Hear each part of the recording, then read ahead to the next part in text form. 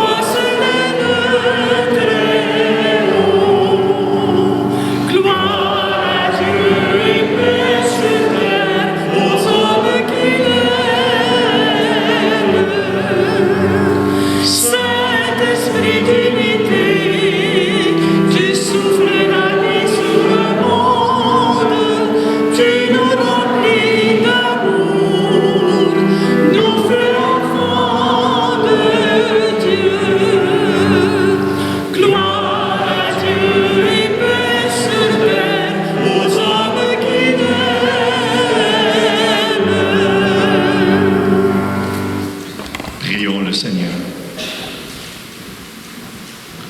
Garde à ton peuple sa joie, Seigneur Dieu, car tu renouvelles la jeunesse de son âme. Il se réjouit d'avoir retrouvé la gloire de l'adoption filiale, qu'il attend désormais le jour de la résurrection dans la ferme espérance du bonheur que tu lui donnes. Par Jésus ton Fils, notre Seigneur, qui vit et règne avec toi dans l'unité de l'Esprit, Dieu, pour les siècles des siècles. Amen. Alors, dans les textes ces jours-ci, on voit justement la nouvelle Église, la jeune Église, s'ouvrir comme un bourgeon, elle aussi.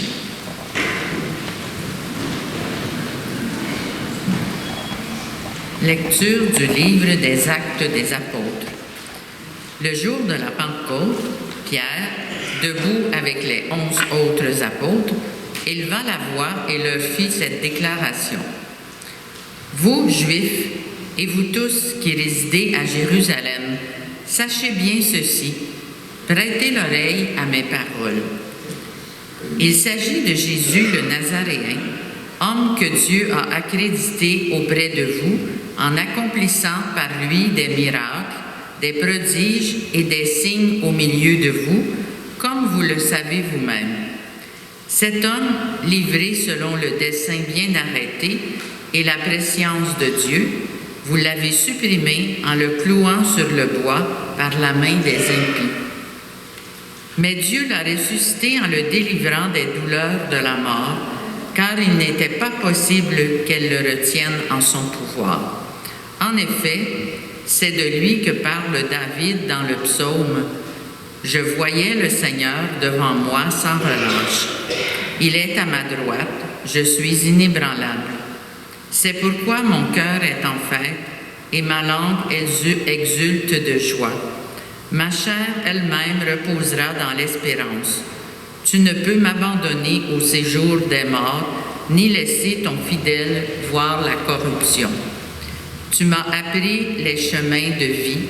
Tu me rempliras d'allégresse par ta présence. Frères, il est permis de vous dire avec assurance au sujet du patriarche David qu'il est mort, qu'il a été enseveli et que son tombeau est encore aujourd'hui chez nous. Comme il était prophète, il savait que Dieu lui avait juré de faire asseoir sur son trône un homme issu de lui. Il a vu d'avance la résurrection du Christ, dont il a parlé ainsi. Il n'a pas été abandonné à la mort, et sa chair n'a pas vu la corruption. Ce Jésus, Dieu l'a ressuscité, nous tous, nous en sommes témoins. Élevé par la droite de Dieu, il a reçu du Père l'Esprit Saint qui était promis, et il l'a répandu sur nous, ainsi que vous le voyez et l'entendez. Parole du Seigneur.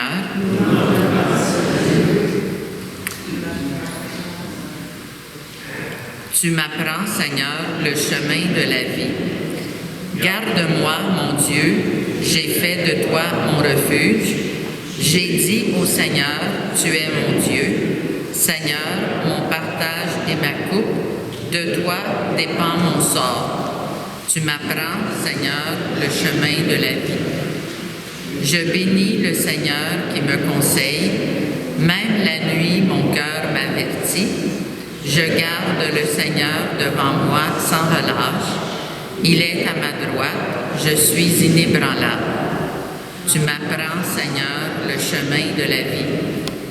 Mon cœur exulte, mon âme est en fête, ma chair elle-même repose en confiance. Tu ne peux m'abandonner à la mort, ni laisser ton ami voir la corruption.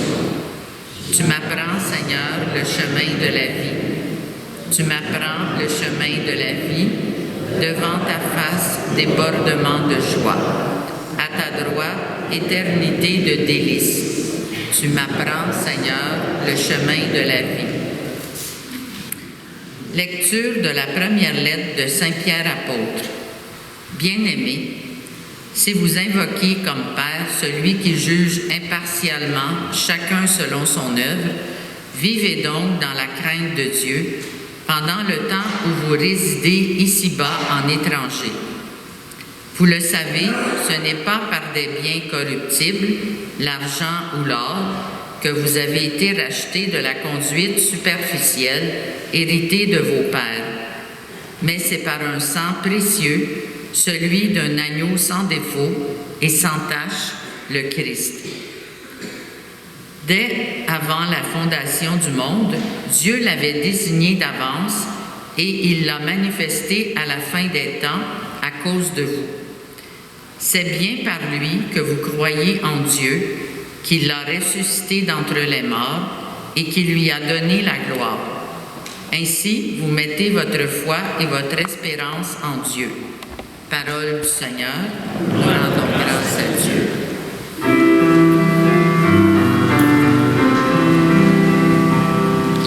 Christ est ressuscité, Alléluia, Alléluia.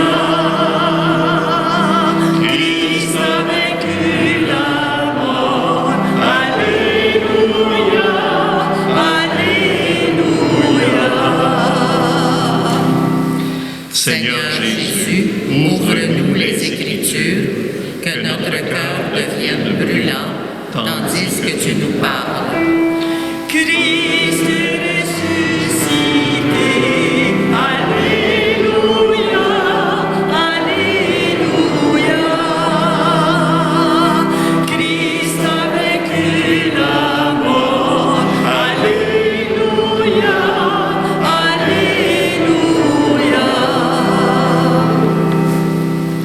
le Seigneur soit avec vous. Bonne nouvelle de Jésus le Christ selon saint Luc. Gloire à toi, Seigneur. Le même jour, c'est-à-dire le premier jour de la semaine, 2 disciples faisaient route vers un village appelé Emmaüs, à 2 heures de marche de Jérusalem. Et ils parlaient entre eux de tout ce qui s'était passé. Or, tandis qu'ils s'entretenaient et s'interrogeaient, Jésus lui-même s'approcha et il marchait avec eux. Mais leurs yeux étaient empêchés de le reconnaître. Jésus leur dit, « De quoi discutez-vous tout en marchant? » Alors ils s'arrêtèrent tout tristes. L'un des deux, nommé Cléophas, lui répondit, « Tu es bien le seul étranger résidant à Jérusalem qui ignore les événements de ces jours-ci. » Il leur dit, « Quels événements? » Ils lui répondirent, « Mais ce qui est arrivé à Jésus de Nazareth, cet homme qui était un prophète puissant par ses actes et ses paroles devant Dieu et devant tout le peuple.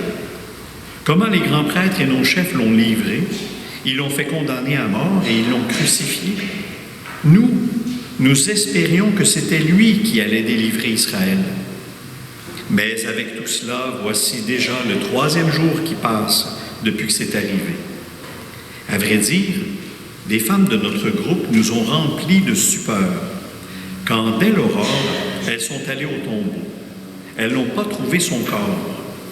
Elles sont venues nous dire qu'elles avaient même eu une vision, des anges qui disaient qu'il est vivant.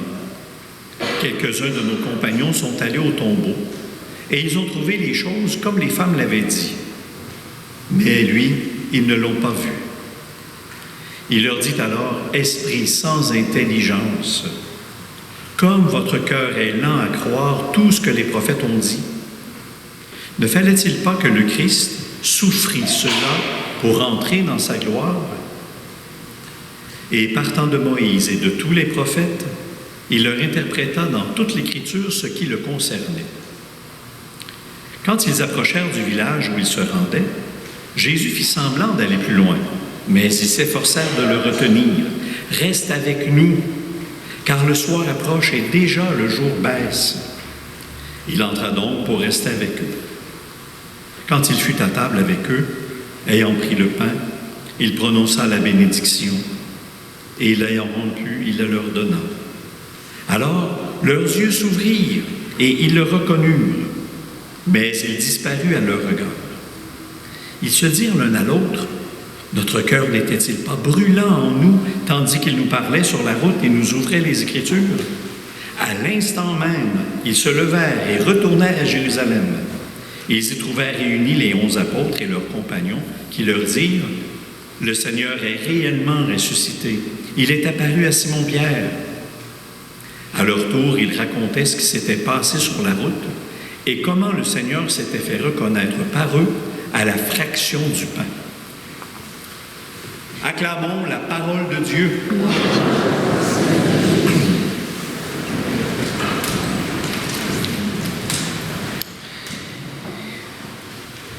Alors, vous ne savez pas, vous autres, mais j'ai un petit défaut de vue. Je suis daltonien, léger. Ça veut dire que je vois le rouge, le jaune, puis tout ça. C'est quand arrivent les couleurs foncées, proches, là, bien foncées, du vert foncé, du brun foncé, du bleu foncé. Il faut que je me mette sur une lumière blanche, puis pas sûr. Ou la pastel. Les pastels, ça, c'est mortel. Désolé pour la rime, là, mais c'est terrible. Assez qu'un jour, je suis dans un presbytère avec le bureau à côté, puis là, je passe devant le secrétariat, puis la secrétaire m'arrête. « Wow! Tu sors pas avec ce veston-là, ça marche pas en tout avec tes pantalons. Retourne chercher un veston. » Fait que je m'en vais chercher un autre veston, je passe devant elle en inspection. Non! Elle dit, ça fonctionne pas non plus. Oui. Je reviens avec mon troisième. Ah, là, elle dit, c'est correct. J'ai dit, une chance, j'en avais plus d'autres. J'ai dû sortir comme ça. Je raconte ça, c'est pas juste pour faire rire, c'est parce que je trouve que dans le domaine de la foi, je trouve qu'on est pas mal tous daltoniens, des fois. Puis je m'inclus encore là-dedans. Quand c'est pas carrément aveugle. Parce que le Christ est vivant, il est au milieu de nous, il nous l'a promis, je suis avec vous tous les jours jusqu'à la fin des temps, mais on a de la misère à le voir. On a de la misère à le reconnaître. Exactement comme les disciples d'Emmaüs. Imaginez, Jésus marche à côté d'eux autres, puis ils ne reconnaissent pas. Et eux autres, ils ont vécu avec, pourtant, ils l'ont vu vivant avant la croix. Ils ont de la misère à le reconnaître. Pourquoi ça arrive, ça? S'il est vivant, il ne peut pas se montrer un peu plus facilement. Qu'est-ce qui se passe? Comment ça se fait qu'on a de la misère à le voir? Bien, j'ai quelques raisons à vous partager, puis vous prendrez celle qui vous convient le mieux. Parfois, notre regard, il est plus accroché sur le passé. Ah, c'était bien mieux avant. On sait bien tel prêtre. On sait bien quand on avait plus de prêtres. On sait bien quand il y avait plus. Voyez-vous, là, dans le passé, mais le Christ, il n'est pas dans le passé, il est en avant. Dans le présent, il nous tire par en avant. Si notre regard reste dans le passé, c'est sûr qu'on va avoir de la misère à le voir. Un peu comme les disciples d'Emmaüs. Ils sont dans leur « Ah, c'est pas drôle, on a perdu notre ami Jésus. » Puis on pensait que, puis on espérait que, puis bon. Il y a une expression d'ailleurs que Jésus a sur ses disciples qui disait « Celui qui met la main à la charrue puis qui regarde en arrière, ben il n'est pas digne pour le royaume des cieux. » Puis c'est une belle image. Une deuxième raison, c'est parfois on reste le regard centré sur les pertes qu'on a en Église. Ah, telle Église a été vendue. Ah, on sait bien, j'ai plus l'heure de ma messe. On sait bien que, voyez-vous, les pertes, les deuils qu'on vit en Église. Alors, quand on est sur les pertes, on ne voit pas, parce que le Seigneur n'est pas plus là non plus, on ne voit pas nécessairement les opportunités que ça donne. Par exemple, on a un peu moins de prêtres, mais dans le bon côté des choses, ça donne beaucoup plus de place aux laïcs pour s'engager. Et ça, c'est une excellente chose. Voyez-vous comment on peut jouer avec ça? Comment on regarde? Et ça va peut-être nous aider à voir le Christ. Un autre défaut des yeux que j'ai depuis que je suis tout petit, je suis myope comme une taupe. Ça paraît pas parce que je suis allé me faire opérer au laser. Alors, ce qui me permet de ne plus avoir de contact. Depuis que j'ai 9 ans, j'ai des lunettes puis des verres de contact. Et je me suis demandé, qu'est-ce qui pourrait être un petit coup de main au laser pour notre regard de foi? Je vous propose encore des solutions. Puis la première, elle a l'air bien évidente. Il faut y croire. Il faut commencer par y croire que le Seigneur est vraiment ressuscité. Si je n'y crois pas fondamentalement, ben, je ne serai pas porté à le voir, à le découvrir, à le reconnaître. Puis aussi, la parole de Dieu, c'en est un lieu pour nous ouvrir les yeux. C'est cette parole-là qui va nous aider à reconnaître le Christ, un peu comme Jésus fait sur le chemin, en racontant ce qui le concerne dans l'Ancien Testament. Et là, leur cœur devient tout brûlant. Oh, il se passe quelque chose. C'est vraiment un lieu où on peut voir le Christ, on peut le reconnaître. Aussi, il faut se laisser, accepter de se laisser déranger, parce que le Christ vivant, il va nous entraîner en avant, il veut nous remettre en mouvement. Il va toujours dire aux disciples, « Allez, je vous envoie. » Vous souvenez-vous, la semaine passée, c'était Thomas. Il était dans une pièce verrouillée la première fois, Thomas n'était pas là.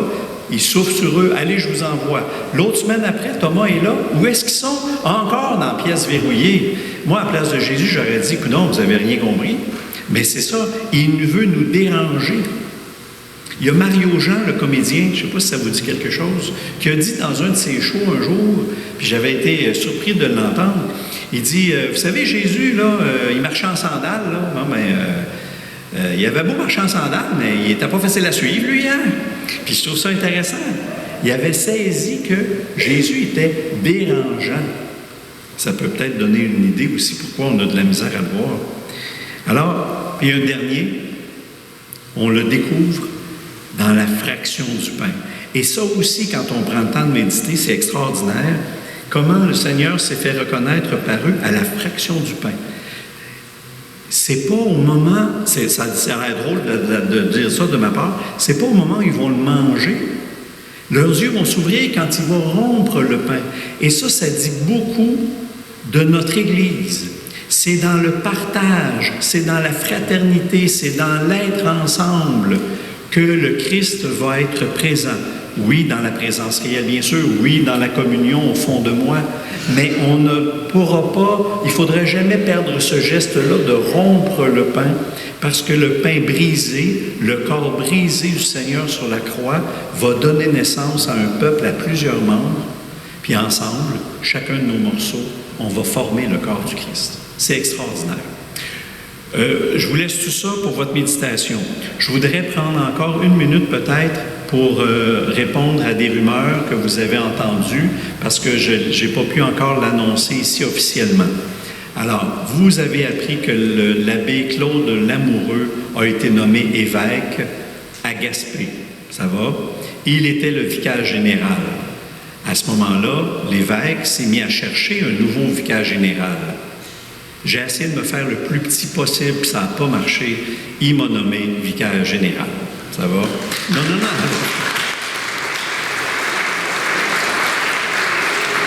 C'est parce qu'il y a une autre suite à la nouvelle. Faites attention. Donc, depuis le 5 avril, il l'a annoncé à la messe chrismale à la cathédrale. Je suis vicaire général. Et ce qui veut dire que je cumule pour l'instant les deux fonctions. Je suis curé encore avec vous et je suis vicaire général. Mais jusqu'au 1er août, la journée des nominations officielles. À ce moment-là, vous allez accueillir un nouveau curé. Moi, je ne serai plus curé nulle part ailleurs, dans aucun diocèse. Dans le diocèse, je vais être à temps plein vicaire général pour tout le diocèse. Ça va? Dans mes tâches, qu'est-ce que ça fait un vicaire général? C'est le bras droit de l'évêque. C'est-à-dire que je porte avec lui l'ensemble de la vie du diocèse. Et quand l'évêque n'est pas là, ben c'est moi qui est responsable du diocèse. Comme présentement, notre évêque est au Mexique. Alors, je porte le diocèse. Jusqu'à maintenant, c'est pas trop pesant. Parce que, comme je dis parfois, j'espère juste que les enfants se tiennent tranquilles. Et en parlant d'enfants, je parle de mes confrères prêtres. J'espère juste qu'ils vont être tranquilles pendant une semaine, le temps que l'évêque revienne. Ça, c'est une de mes tâches. Une autre tâche que j'ai, c'est d'être sur le comité de nomination pour les prêtres. Alors, évidemment, j'ai la responsabilité de vous trouver un remplaçant. Puis comme je suis sur le comité de nomination, puis comme ça s'en vient à Saint-Hyacinthe, dites-les pas, là. On peut arrêter l'enregistrement. Je vais me permettre d'être difficile. Ça va? On ferme la parenthèse. Alors, on n'est plus nombreux, là. Vous savez bien qu'on n'est plus nombreux. La nomination de Claude Lamoureux, elle nous a désarçonné un peu tout le monde. Et je suis en recherche pour trouver un remplaçant. Je vous demande simplement de prier pour moi, de prier pour notre évêque et d'accueillir, je vous le demande comme une faveur personnelle, d'accueillir votre prochain curé aussi bien que vous m'avez accueilli. Je sais qu'on ne s'est pas fréquenté bien longtemps, ça a été un choc pour moi aussi, mais je vous remercie déjà pour l'accueil que vous m'avez offert. Amen. Alléluia.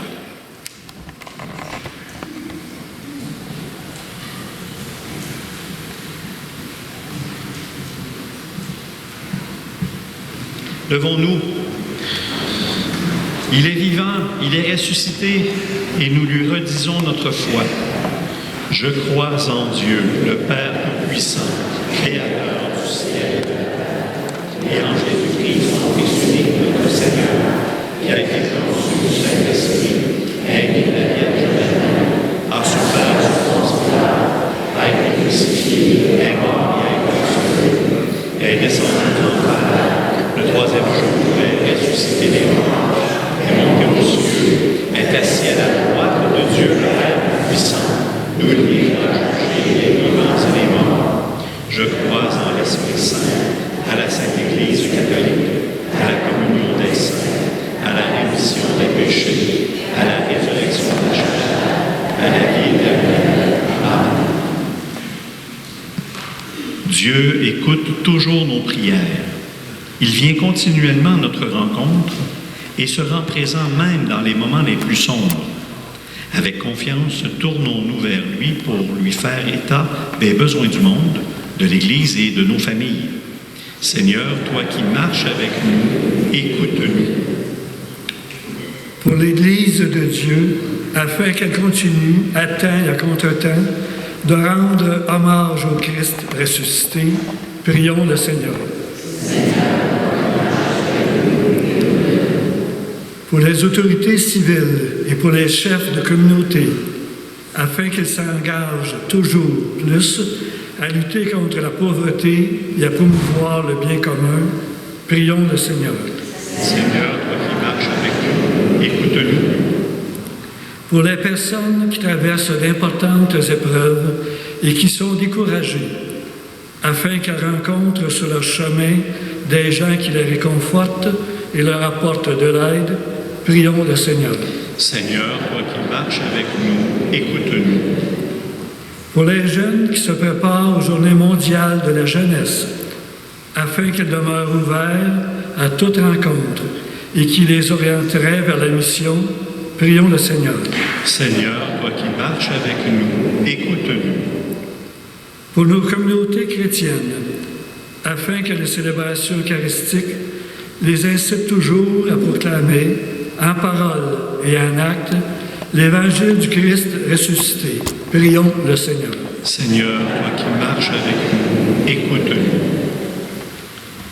Dieu de bonté, dans les hauts et les bas de la vie, tu es toujours à nos côtés et tu marches avec nous. Écoute aujourd'hui nos supplications et comble-nous de ton esprit de vie. Nous te le demandons par Jésus le ressuscité, qui vit avec toi pour les siècles des siècles. Amen.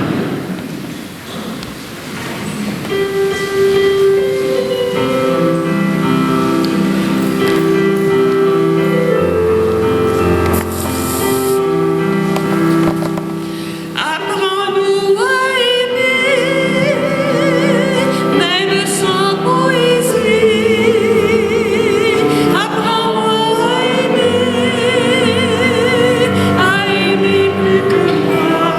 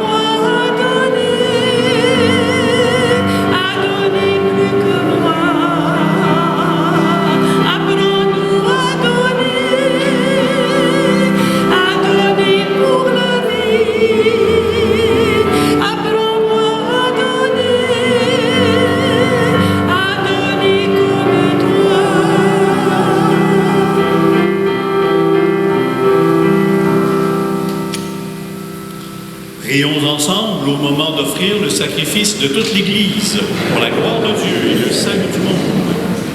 Accueille, nous t'en prions, Seigneur, les dons de ton Église en fête. Tu es pour elle à l'origine d'un si grand bonheur qu'il s'épanouisse en joie éternelle. Par le Christ, notre Seigneur.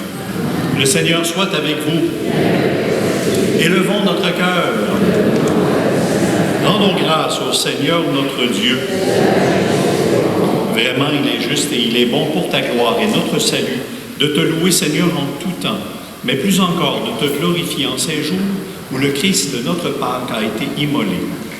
Il ne cesse pas de s'offrir pour nous et demeure éternellement notre défenseur auprès de toi. Immolé, il a vaincu la mort. Mis à mort, il est vivant pour toujours. C'est pourquoi la joie pascale rayonne par tout l'univers, la terre entière exulte, les puissances d'en haut et les anges dans le ciel chantent sans fin l'hymne de ta gloire.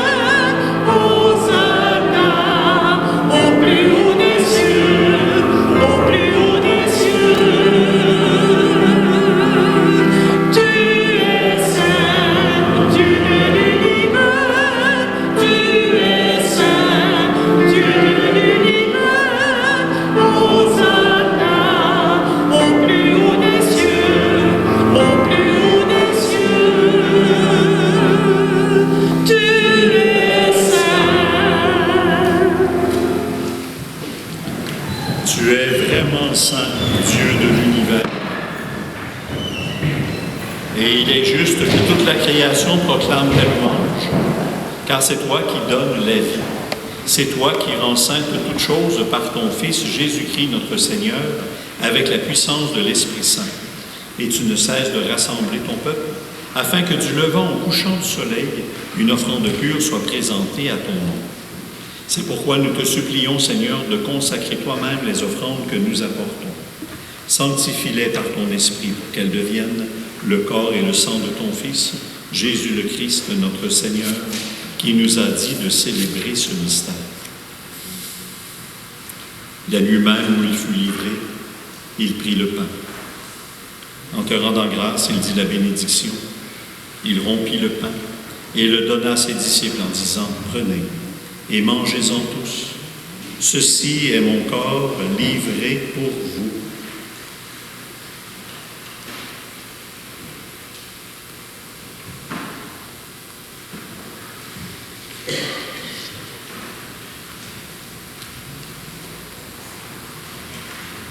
De même, après le repas, il prit la coupe. En te rendant grâce, il dit la bénédiction et donna la coupe à ses disciples en disant, « Prenez et buvez-en tous, car ceci est la coupe de mon sang, le sang de l'alliance nouvelle et éternelle qui sera versé pour vous et pour la multitude en rémission des péchés. Offrez cela en mémoire de moi. »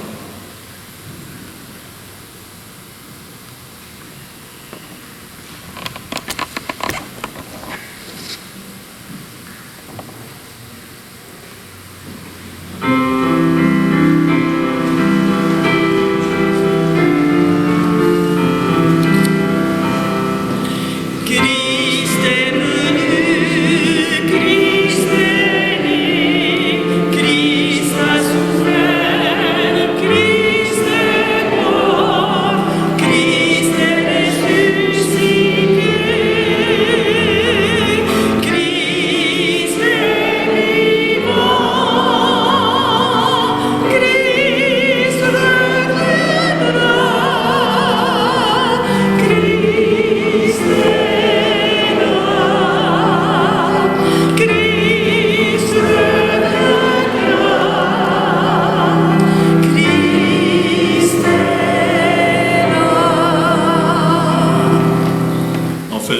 ainsi mémoire de ton Fils, de sa passion qui nous sauve, de sa glorieuse résurrection et de son ascension dans le ciel.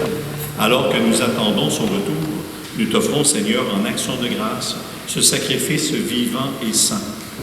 Regarde, nous t'en prions, l'oblation de ton Église et daigne y reconnaître ton Fils, qui, selon ta volonté, s'est offert en sacrifice pour nous réconcilier avec toi. Quand nous serons nourris de son corps et de son sang et remplis de l'Esprit Saint, accorde-nous d'être un seul corps, un seul esprit dans le Christ. Que l'Esprit Saint fasse de nous une offrande à ta gloire pour que nous obtenions un jour l'héritage promis avec tes élus. En premier lieu, la bienheureuse Vierge Marie, Mère de Dieu, avec Saint Joseph, son époux, les bienheureux apôtres, les glorieux martyrs, le bienheureux Monseigneur Moreau, et tous les saints et saintes qui ne cessent d'intercéder auprès de toi et nous assurent de ton secours. Et maintenant, nous te supplions, Seigneur, par le sacrifice qui nous réconcilie avec toi, répands sur le monde entier la vie et la paix. Rends plus ferme ton Église, en pèlerinage sur la terre dans la foi et la charité, en union avec ton serviteur, le pape François, notre évêque Christian, l'ensemble des évêques, les prêtres, les diacres et tout le peuple que tu as racheté. Écoute en ta bonté les prières de ta famille que tu as voulu rassembler devant toi. Dans ta miséricorde, ramène à toi, Père très aimant, tous tes enfants dispersés. Nous te prions aussi pour nos frères et sœurs défunts, pour Yves Marquis, Jeanne Pelletier-Fontaine, Jean-Claude Lucier, et tous ceux et celles qui nous... et Yvette Marquis et Jean-Marie Lemay, pardon, et tous ceux et celles qui nous ont laissés.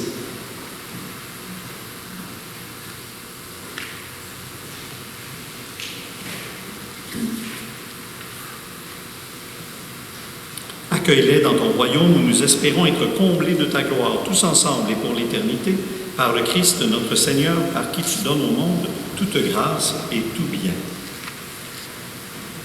Par lui, avec lui et en lui, à toi, Dieu le Père Tout-Puissant, dans l'unité du Saint-Esprit, tout honneur et toute gloire, pour les siècles des siècles. Amen. Ensemble unis dans l'Esprit Saint, le même Esprit qui animait la jeune Église, nous prions le Père avec confiance. Notre Père, qui es aux cieux, que ton nom soit sanctifié, que ton règne vienne, que ta volonté soit faite sur la terre comme au ciel. Donne-nous aujourd'hui notre pain de jour. Pardonne-nous nos offenses, comme nous pardonnons aussi à ceux qui nous ont offensés. Et ne nous laisse pas entrer en tentation, mais délivre-nous du mal. Délivre-nous de tout mal, Seigneur, et donne la paix à notre temps. Soutenus par ta miséricorde, nous serons libérés de tout péché, à l'abri de toute épreuve, nous qui attendons que se réalise cette bienheureuse espérance, l'avènement de Jésus le Christ, notre Sauveur. Car c'est à toi qu'appartiennent le règne, la puissance et la gloire pour les siècles des siècles. Seigneur Jésus, tu as dit à tes apôtres, je vous laisse la paix, je vous donne la paix. Ne regarde pas nos péchés, mais la foi de ton Église. Pour que ta volonté s'accomplisse, donne-lui toujours cette paix et conduis-la vers l'unité parfaite, toi qui vis et règnes pour les siècles des siècles. Et que la paix du Seigneur soit toujours avec vous.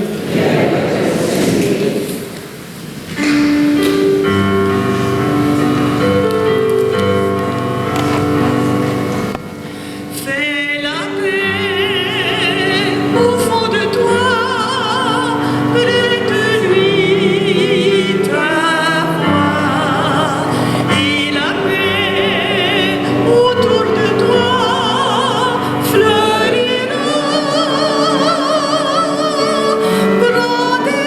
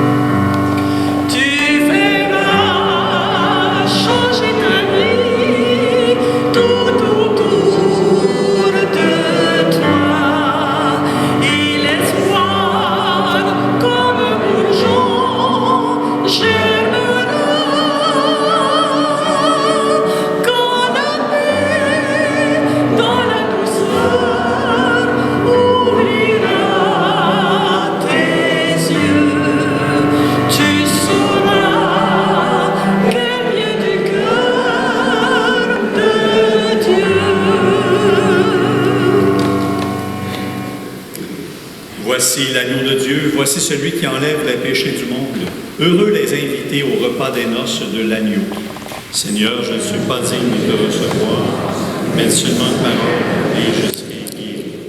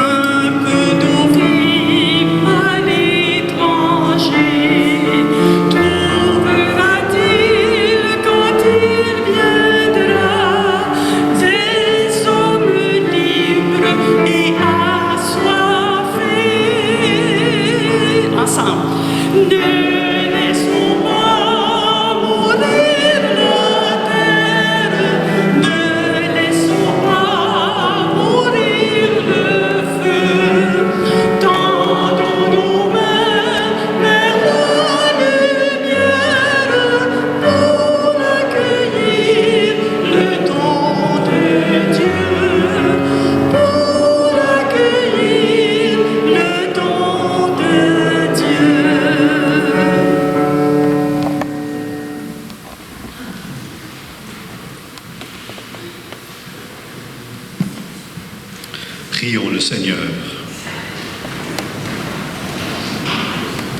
Regarde avec bonté, Seigneur, nous t'en prions, le peuple que tu as rénové par tes sacrements. Accorde-nous de parvenir à la vie incorruptible lorsque notre chair ressuscitera dans la gloire. Par le Christ notre Seigneur. Amen. Le Seigneur soit avec vous. Que Dieu Tout-Puissant vous bénisse. Au nom du Père, du Fils et du Saint-Esprit. Bon printemps tout le monde. Allez dans la paix du Christ.